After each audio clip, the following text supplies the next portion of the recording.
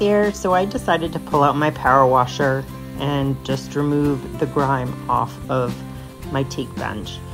For all of you that have teak furniture, it is a tedious task to remove the grime, having to use a cleaner and a brush and also a sander. So I decided, what? Use my power washer and see how that does.